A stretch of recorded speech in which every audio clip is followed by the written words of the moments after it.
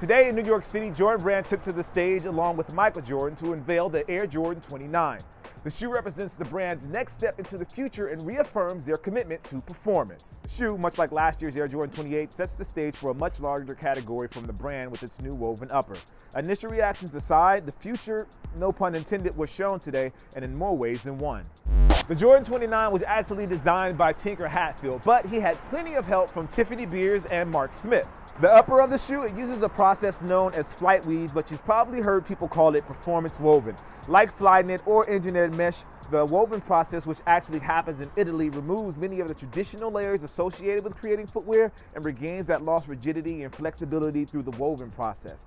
These fibers are woven together in a way that keeps the structure, support, interior comfort, and exterior abrasion resistance, and they use these crazy state-of-the-art weaving machines. Tinker actually called them an HD version of Flyknit.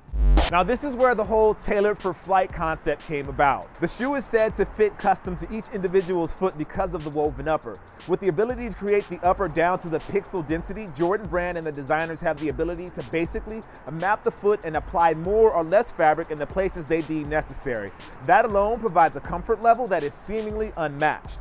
And speaking of design, the actual possibilities for the upper are pretty much unlimited. From actual prints that are photo quality to custom plaid prints that are based on major numbers in Jordan's career, the look of the shoe has a lot of potential. Just consider this, they are releasing two versions of the shoe. Technically, the shoes are exactly the same. However, as you've seen, the shoes look totally different. The woven process allows them to customize the look to almost anything that they want.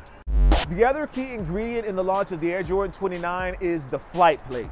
The new version has a larger sweet spot and the outsole was now connected through a piece called a tendril. While on stage with Mike, Tinker noted that wear testers felt the decoupled outsole didn't transition as well as it could have, and the solution was to connect the two pieces but still allow for the flexibility and the movement that we all love in the Air Jordan 28. In summary, Tinker called the Air Jordan 29 his greatest achievement since the carbon fiber introduction with the Air Jordan 11. According to Mike, he wants to make sure that the product they create is the best possible product for athletes. Considering Russell Westbrook didn't want to take the sample off when they brought it to him because it was so comfortable, it appears that they've achieved that goal.